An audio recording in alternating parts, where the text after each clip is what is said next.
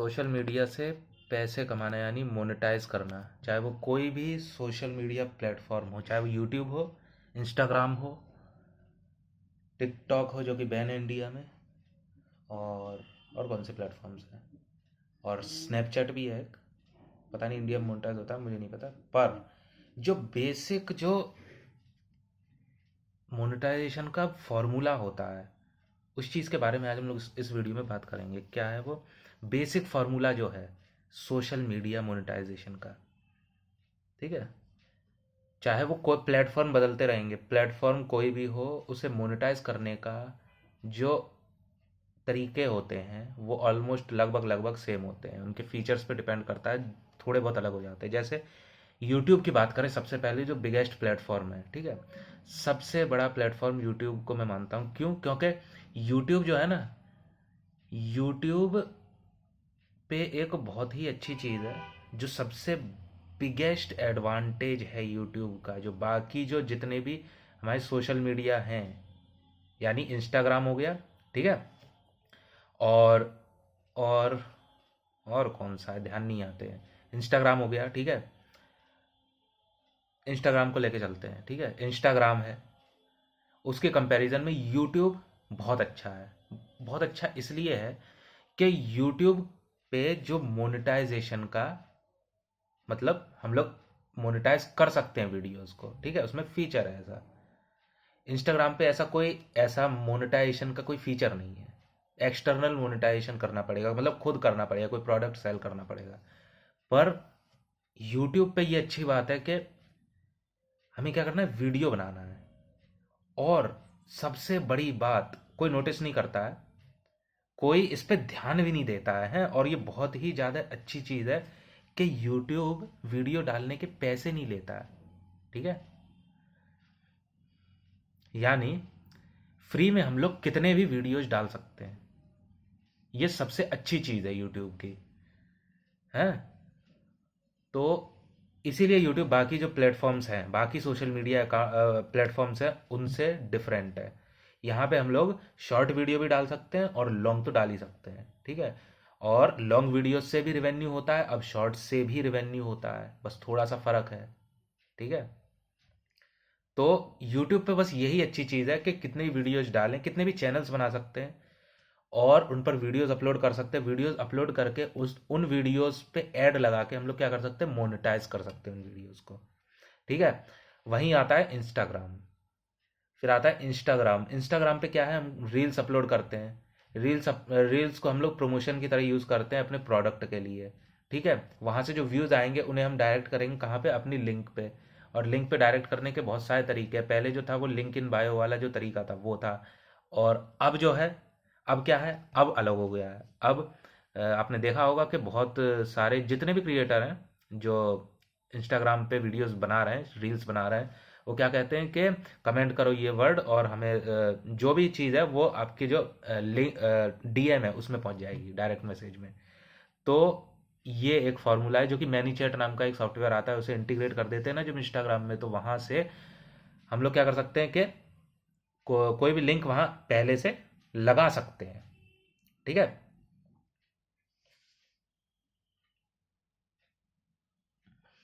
हाँ, तो लिंक वहां पे कोई भी लगा सकते हैं पहले से। वो जो मैसेज होता है उसे सेट कर सकते हैं जो डीएम में यूजर जो है, जो व्यूअर है उसके डीएम में पहुंच जाएगा, उसके डायरेक्ट मैसेजेस में पहुंच जाएगा। या कोई चीज़ है, कोई पीडीएफ है, मान लो कोई पीडीएफ हम लोग सेल कर रहे हैं, ठीक है, उस पीडीएफ की जो लिंक है वो उसमें पहले मैनीचैट वाला जो सॉफ्टवेयर है उसे इंटीग्रेट करके रखा है हमने किसके साथ, इंस्टाग्राम अकाउंट के साथ अपने। अब उसमें हम लोग क्या करेंगे, लिंक लगा देंगे। वो लिंक हमने अपनी पीडीएफ की लगा दी। अब हमने एक रील बनाई, ये सिस्टम समझना है, पूरा सिस्टम है ये पूरा मोनेटाइजेशन का। देखो मैं शुरू से समझाता हूँ। रील्स अपलोड करते हैं हम लोग, जिससे ये एक तरह से फनल हो गया। फनल सुना होगा ना, वैसे ही। तो रील्स पूरा सिस्टम में बताता हूँ। देखो रील्स है, रील्स अपलोड की हम लोगों ने इंस्टाग्राम पे, वहां से आए व्यूज, ठीक है, मान लेते हैं 1 मिलियन व्यूज आ गए रील्स पे, जो कि आसान होता है 1 मिलियन व्यूज लाना रील्स पे। ईजी होता है अब, अगर ध्यान से कोई बनाए तो, ठीक है। तो और ज़्यादातर लोग ले आते हैं इतने व्यूज़, तो 1 मिलियन व्यूज़ आगे मान लेते हैं। और वहाँ से हमने ये बोल दिया, लास्ट में कॉल टू एक्शन दे दिया अपने रील में कि अगर जिस भी चीज़ के बारे में पीडीएफ है उसे सेल कर रहे हैं हम लोग, तो उसके बारे में हमने बोल दिया कि अगर ये पीडीएफ चाहिए तो कमेंट करो पीडीएफ, ठीक है, या कोई भी वर्ड कमेंट करो, और जो पीडीएफ है वो आपके डीएम में आ जाएगी, यानी डायरेक्ट मैसेज में आ जाएगी, ठीक है। ये चीज़ बोल दी कॉल टू एक्शन में, लोगों ने लास्ट तक देख ली रील। अब वहाँ से लोग क्या करेंगे, कमेंट करना शुरू करेंगे। आपने देखा होगा कई सारे कमेंट आते हैं, ठीक है। जैसे पीडीएफ कमेंट करने आपने बोला अपनी रील में, तो वहाँ पे लोग क्या करेंगे, पीडीएफ कमेंट करते रहेंगे, हैं, पीडीएफ कमेंट करते रहेंगे। तो फिर जैसे ही वो पीडीएफ कमेंट करेंगे ना, वहाँ से वो ट्रिगर हो जाएगा, क्या, वो जो सॉफ्टवेयर है मैनी चैट, वहाँ से उसे पता चलेगा अच्छा पीडीएफ किसी ने कमेंट किया है, तो इसके जो व्यूअर है उसके डायरेक्ट मैसेज पे हमें ये लिंक भेजनी है। वो ऑटोमेटेड सिस्टम होता है उस मैनी चैट सॉफ्टवेयर का, ठीक है। तो वहाँ से आपकी पीडीएफ वहाँ पहुँच जाएगी। तो पीडीएफ पहुँचेगी, वहाँ से व्यूअर क्लिक करेगा, हो सकता है परचेज कर ले, ठीक है, आपका प्रोडक्ट परचेज कर ले। तो 1 मिलियन व्यूज़ में से 100 लोग भी आपका प्रोडक्ट परचेज करेंगे। अगर आपने $5 की पीडीएफ सेल कर रहे हो, और उसमें से 1 मिलियन लोगों में से, यानी 10 लाख लोगों में से 100 लोग तो परचेज कर सकते हैं, ठीक है। अगर 100 लोग परचेज करेंगे, और आप एक ही रील तो डालोगे नहीं, तो कई सारी रील्स डालोगे अपने अकाउंट पे, तो कई सारे लोग परचेज करेंगे, तो बहुत सारी सेल्स होने का वहाँ पे चांसेस बढ़ जाते हैं। तो ये इंस्टाग्राम का मोनेटाइजेशन का मॉडल है। इस तरीके से हम लोग एक्सटर्नल मोनेटाइजेशन करते हैं इंस्टाग्राम पे, जो कि शुरुआत में थोड़ा टफ होता है, जब हम लोग सिस्टम्स जो है ना, ये सब जितने भी ये मैनीचैट जो सॉफ्टवेयर है, इसे इंटीग्रेट करना, और फिर पीडीएफ अपनी बनाना, फिर उसको एक ऐसी साइट पे, वेबसाइट पे डालना जिस पे जैसे गमरोड हो गई, ठीक है, गमरोड फ्री है, तो गमरोड पे डालना के वहाँ पे एक स्टोर बन जाए हमारा, जहाँ पे हमारी पीडीएफ कोई प्राइस वहाँ पे सेट कर देंगे हम लोग, जैसे $5 की अगर पीडीएफ है, तो वहाँ पे हम लोगों ने प्राइस सेट कर दी, और वहाँ से व्यूअर क्या करेगा, बाई नाउ का बटन आएगा वहाँ पे, ठीक है, तो वहाँ से परचेज करेगा, तो अपने आप वो जो पीडीएफ है उसके डाउनलोड हो जाएगी जब वो पेमेंट कर देगा। वहाँ पे पेमेंट गेटवे सेट करना, ये सारे सिस्टम्स हम लोगों को करने पड़ते हैं। कहाँ पे, एक्सटर्नल मोनेटाइजेशन करने पे, चाहे वो कोई भी सोशल मीडिया अकाउंट हो यूट्यूब को हटा के, तो वहाँ पे हम लोगों को ये सब चीज़ें करनी पड़ती हैं, ठीक है। जो कि बहुत, उसमें भी बहुत इनकम होती है। अगर आप देखोगे कि इंस्टाग्राम पे जितने भी इन्फ्लुएंसर हैं, उनकी इनकम इतनी है, बहुत ज़्यादा है। एक तो चलो ये हो गया प्रोडक्ट सेल करना, ये हो गया एक एंटरप्रेन्योरशिप की जो अप्रोच है, ठीक है, जिसको एंटरप्रेन्योरशिप आती होगी, जो बिजनेस में इंटरेस्ट होगा, जो इतना अ, मतलब प्रोडक्ट्स बना सकता है अपने और उसे सेल कर सकता है, ठीक है, ये सब जितनी भी चीज़ें होती हैं वो कर सकता है, तो बहुत अच्छी बात है, बहुत अच्छी इनकम हो सकती है। पर वहीं इन्फ्लुएंसर आते हैं जिन्हें बिजनेस से उतना मतलब नहीं है, वो क्या करते हैं, रील्स अपलोड करते हैं, तो वहां से कैसे इनकम होती है, वहां से इनकम होती है स्पॉन्सरशिप से। स्पॉन्सरशिप्स उन्हें मिलती हैं, और एक एक स्पॉन्सरशिप के मतलब ये समझ लो कि अपने फॉलोअर्स के हिसाब से बहुत चार्ज कर सकते हैं। मैंने सुना है कि 10,000 फॉलोअर्स के बाद ही स्पॉन्सरशिप शुरू हो जाती है हम लोगों के चैनल्स पे, अकाउंट्स पे, ठीक है, 10,000 से ही शुरू हो जाती है। भले ही कम पैसे मिलेंगे पर शुरू हो जाएगी। पर उसमें आपको ये स्पॉट करना आना चाहिए ना कि कौन सी स्पॉन्सरशिप सही है, कौन सी स्पॉन्सरशिप फेक है, ठीक है। क्योंकि फेक स्पॉन्सरशिप में जो लिंक्स होती हैं उन पर अगर क्लिक करोगे तो आपका जो अकाउंट है वो हैक होने का भी डर रहता है उसमें। पर आपको ये पता होना चाहिए कि कौन सी स्पॉन्सरशिप रियल है। अब वो रियल पता लगाना वो अलग चीज़ है, वो किसी और वीडियो में मैं आपको बताऊंगा कि कैसे फेक और रियल ईमेल जो होते हैं स्पॉन्सरशिप के, उन्हें पहचाने कैसे, उन्हें पहचानने का तरीका होता है। और उन्हें अगर पहचान लिया आपने और सही जो ईमेल होगा उसे पहचान लिया, तो ये होगा कि आपको बहुत अच्छी खासी स्पॉन्सरशिप मिल सकती है, ठीक है।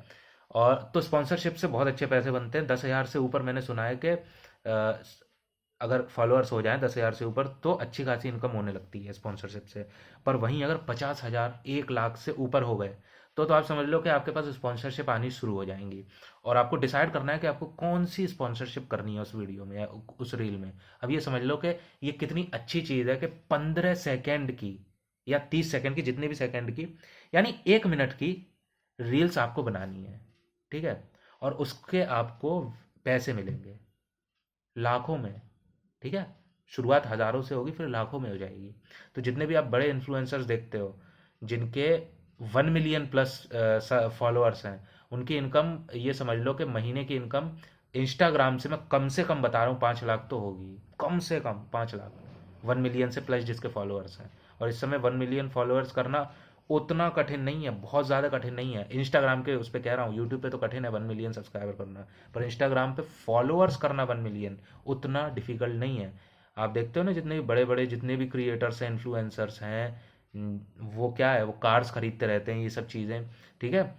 तो वो क्या होता है, स्पॉन्सरशिप के पैसे होते हैं। वो इंस्टाग्राम स्पॉन्सरशिप वहाँ पे आती हैं, और वो उस प्रोडक्ट को प्रमोट करते हैं अपनी रील में, लोग वहाँ से परचेज करते हैं, जो कंपनी को फ़ायदा होता है, ये पूरा सिस्टम है। और कंपनी को फ़ायदा होता है, तो इसलिए वो अपने जो स्पॉन्सरशिप जिसे देते हैं, जिस क्रिएटर को, वो पैसे देने के लिए रेडी हो जाते हैं बहुत जल्दी।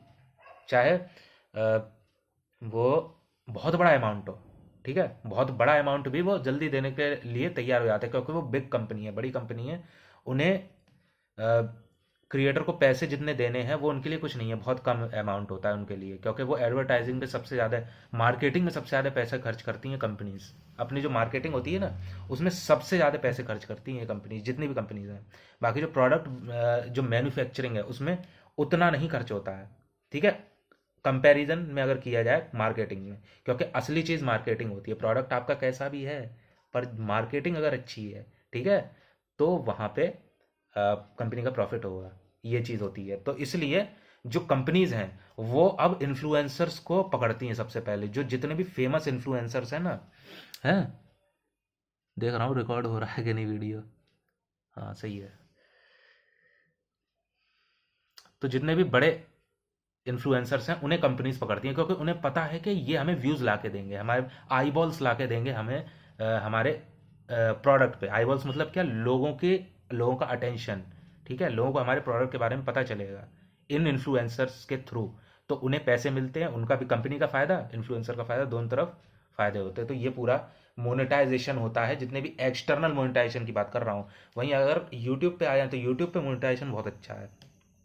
अच्छा क्यों है, आपको वीडियो अपलोड करना है, एक थ्रेशोल्ड पूरा करना है जितना यूट्यूब का होता है। जैसे लॉन्ग फॉर्म जो कंटेंट होता है उसमें क्या है, 1000 सब्सक्राइबर, 4000 वॉच आवर्स। और शॉर्ट में अगर देखें तो 3 मंथ्स के अंदर, यानी 90 डेज के अंदर आपको कितने सब्सक्राइबर करने हैं, शायद शायद 500, मुझे पता नहीं है, मैं भूल गया हूँ, 500 शायद, ठीक है। अ, और वॉच टाइम तो होता नहीं है शॉर्ट में। हाँ, व्यूज़ 90 डेज में व्यूज़ 10 मिलियन करने हैं, ठीक है, और 500 सब्सक्राइबर करने हैं शायद, तो आपका चैनल जो है मोनेटाइज हो जाएगा। तो ये थ्रेशोल्ड पूरा होने के बाद आपके चैनल पे क्या होगा, एड्स चलने शुरू होंगे। तो आपको करना क्या होता है, जब मोनेटाइज होता है ना आपका चैनल, तो वहाँ पे मोनेटाइजेशन ऑन इनेबल करना पड़ता है, ठीक है, हर वीडियो पे इनेबल हो जाएगा। और फिर अगर आपके 8 मिनट से ऊपर के वीडियो हैं, ठीक है, 8 मिनट से ऊपर के वीडियो जो होते हैं, उन पे क्या होता है, मल्टीपल एड्स लगा सकते हैं हम लोग, है ना, मल्टीपल एड्स लगा सकते हैं। तो फिर हम लोग चूज करते हैं, अगर हमारा कोई 12 मिनट का वीडियो, मतलब जो 8 मिनट से ऊपर के जितने भी वीडियो हैं, उसमें क्या है कि हम लोग ये चीज़ देख सकते हैं कि कहाँ हमें ऐड लगाने हैं, और मल्टीपल एड्स लगा सकते हैं कितने भी। मिड रोल एड्स, शुरुआत का ऐड तो अपने आप चलता है, ठीक है, शुरुआत का ऐड, और बीच में जितने भी एड्स लगाने होते हैं वो लगा सकते हैं। बाकी जो सोशल मीडिया का जो बेसिक जो फॉर्मूला है, वो मैंने जब बाकी अपने एक्सपीरियंस से मैंने जो देखा, जितने भी इन्फ्लुएंसर्स हैं बड़े बड़े, उनके थ्रू मुझे पता चला, नोटिस किया मैंने, तो मुझे ये पता चला कि आपको सबसे पहला जो स्टेप होता है, इस चीज़ को ध्यान से सुनना, सबसे पहला जो स्टेप होता है ना सोशल मीडिया पे मोनेटाइजेशन ऑन करने का, मतलब पैसे कमाने का, इनकम करने का, वो सबसे पहला जो स्टेप होता है वो ये होता है कि आपको एक ऑडियंस बिल्ड करनी होती है, ठीक है। अब ऑडियंस बिल्ड करनी है मतलब क्या, कि आपके कंटेंट पे व्यूज़ आए, ठीक है, तभी आपको स्पॉन्सरशिप मिलेगी, तभी आपके थ्रेशोल्ड्स पूरे होंगे, जो फीचर्स यूट्यूब मांगता है, जो इंस्टाग्राम जो भी है, कि जो भी मैंने अभी बताया कि 1000 सब्सक्राइबर और 4000 वॉच आवर्स और जितने भी ये सब चीज़ें हैं, ये पूरे हो तब जाके ही तो मोनेटाइज होगा आपका चैनल या अकाउंट। तो वहाँ पे होता क्या है कि आपको क्या चाहिए, उसके मोनेटाइज करने के लिए क्या क्या चाहिए आपको? ऑडियंस का अटेंशन चाहिए, लोगों का व्यूज़ चाहिए, व्यूज़ आने चाहिए आपके कंटेंट पे। तो सबसे पहले आपको एक ऑडियंस बिल्ड करनी होती है अपनी। अब लोग यहाँ पे भूल जाते हैं बहुत सारी चीज़ें कि ना, कि ऑडियंस बिल्ड करना क्या होता है। ऑडियंस बिल्ड पता है कैसे होती है? आपका पर्सनल ब्रांड होना चाहिए। पर्सनल ब्रांड क्या होता है? अपना ब्रांड, खुद खुद। ठीक है, होस्ट की तरह नहीं काम कर रहे हो आप अपने चैनल पे। लोग आपको आपकी वजह से देखेंगे, आपकी पर्सनालिटी की वजह से। ठीक है, तो ये जो चीज़ होती है इसे कहते हैं पर्सनल ब्रांड। आपके वजह से अगर आप कोई चीज़ सेल करोगे, कोई प्रोडक्ट सेल करोगे, तो लोग खरीदेंगे क्योंकि उन्हें ये ट्रस्ट है आप पे कि ना, कि आप अच्छे प्रोडक्ट्स बताओगे, उन्हें अच्छे प्रोडक्ट्स रिकमेंड करोगे जो उनका नुकसान नहीं करेंगे, फायदा ही करेंगे।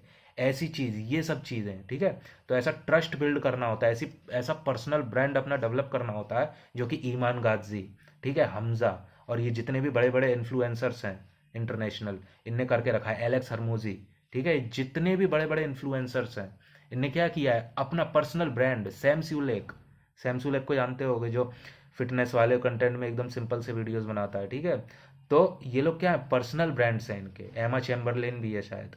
ठीक है, एमा चैम्बरलेन। और देखो, मैं पर्सनल ब्रांड्स के बारे में बता रहा हूँ कि कितने। एंड्रू टेट, ठीक है, बहुत बड़ा पर्सनल ब्रांड है एंड्रू टेट का। ठीक है, तो ये क्या है? लोग इन्हें इनकी वजह से देखते हैं। तो ऐसे ही आपको भी कंटेंट ऐसा बनाना होता है सोशल मीडिया पे कि लोग आपको आपकी वजह से देखें। ठीक है, कंटेंट की वजह से भी देखें पर आपकी वजह से मेनली देखें। तो यहाँ पे होता क्या, आपने कई चैनल्स ऐसे देखे होंगे जहाँ पे आपने देखा होगा कि क्रिएटर जो है वो, उसका पर्सनल ब्रांड इतना स्ट्रांग है कि वो किसी भी टाइप का कंटेंट डाल रहा है, उस पर व्यूज आ रहे हैं। अब क्या है इसका मतलब? क्या है? अगर वो कुकिंग कर रहा है, ठीक है, तब भी व्यूज आ रहे हैं। अगर वो व्लॉग बना रहा है तो भी व्यूज आ रहे हैं। अगर वो कोई भी चीज़ बता रहा है, ठीक है, कोई एजुकेशनल चीज़ बता रहा है, उस पर भी व्यूज आ रहे हैं। ठीक है, अगर वो कहीं ट्रैवलिंग कर रहा है, उस पर भी व्यूज आ रहे हैं। मतलब सब चीज़ पे व्यूज आ रहे हैं। तो पर जितने भी गुरुज हैं यूट्यूब पे, वो तो ये कहते हैं कि आपको एक निश में बनाना चाहिए, पर उनके कैसे व्यूज आ रहे हैं फिर? ठीक है, यहाँ पे ये चीज़ दिमाग में आती है कि, ये क्वेश्चन दिमाग में आता है कि उनके व्यूज कैसे आ रहे हैं जब वो इतना इतना डाइवर्स कंटेंट बना रहे हैं, इतना मतलब अपने चैनल पे इतना एक्सपेरिमेंट कर रहे हैं, अलग अलग टाइप का कंटेंट बना रहे हैं, एक निश में नहीं बना रहे, तब भी उन पे व्यूज आ रहे हैं। ऐसा क्यों है? ऐसा इसलिए है क्योंकि लोग उसका कंटेंट कम देखते हैं और उनकी पर्सनालिटी से ज़्यादा अटैच्ड है। मतलब उनका पर्सनल ब्रांड बहुत स्ट्रांग है, लोग उनको उनकी वजह से देखते हैं। क्रिएटर जो है ना, जो क्रिएटर है, क्रिएटर की वजह से लोग देखते हैं। ठीक है, मतलब जो वीडियो बना रहा है उसकी वजह से देखते हैं लोग। ठीक है, उसके कंटेंट की वजह से कम देखते हैं। तो इसलिए पर्सनल ब्रांड ग्रो होता है वहां से। ठीक है, तो ये पहला स्टेप मैंने बताया कि ऑडियंस बिल्ड करनी होती है, हमें एक लॉयल ऑडियंस बिल्ड करनी होती है। ये फर्स्ट स्टेप होता है। और वो ऑडियंस कैसे बिल्ड होगी? जब आप अपनी पर्सनालिटी अपने वीडियोस में दिखाओगे, जो आपकी रियल पर्सनालिटी है, जैसे नॉर्मल नॉर्मल जो आपकी लाइफ है उसमें जैसे बात करते हो ना, उस तरीके से ही अगर बात करोगे तो आपकी सबसे ऑथेंटिक पर्सनालिटी कैमरे पे निकलेगी। और जो आपके व्यूअर से कनेक्शन बढ़ेगा आपका, है। तो जब कनेक्शन बढ़ता है, रिलेटेबिलिटी बढ़ती है, तभी जाके आपका पर्सनल ब्रांड ग्रो होता है। ठीक है, तो वो पर्सनल ब्रांड जब बन जाएगा, फिर क्या होगा? धीरे धीरे आप मोनेटाइज कर सकते हो अपना कंटेंट। फिर क्या होगा कि आप कोई प्रोडक्ट अगर सेल कर रहे हो तो लोगों को आप पे ट्रस्ट है कि ये हमें अच्छा प्रोडक्ट ही रिकमेंड करेगा। ठीक है, जो जिससे हमारा फायदा हो। तो आप वहां पे प्रोडक्ट सेल भी कर सकते हो। ठीक है, प्रोडक्ट अच्छे ही सेल करने चाहिए जिससे व्यूअर्स का फायदा हो, है। फिर आप अपनी स्पॉन्सरशिप्स भी ले सकते हो, जहाँ पे आप दूसरी कंपनीज के प्रोडक्ट्स आप रिकमेंड करोगे। ठीक है, स्पॉन्सरशिप भी ध्यान से लेनी होती है कि आपके व्यूअर्स में जो अलाइन हो। ठीक है, व्यूअर्स के इंटरेस्ट से अलाइन हो, जो आपके व्यूअर्स हैं वो जो चीज़ चाहते हो उस टाइप का प्रोडक्ट हो, तब जाके कंपनी को भी फायदा होगा ना, तब जाके कंपनी की सेल्स बढ़ेंगी, और सेल्स बढ़ेंगी तभी आपको अच्छे खासी बाद और भी स्पॉन्सरशिप वो कंपनी देगी। तो ये चीज़ें होती हैं। तो जो बेसिक जो चीज़ है सोशल मीडिया पे ग्रोथ की, जो सबसे बेसिक चीज़ है वो क्या है? वो ये है कि आपको एक लॉयल ऑडियंस बिल्ड करनी होती है। और वो कैसे बिल्ड होगी? आपके पर्सनल ब्रांड के थ्रू। पर्सनल ब्रांड होगा तब जाके आप मोनेटाइज कर पाओगे अपना कंटेंट किसी भी सोशल मीडिया अकाउंट पे।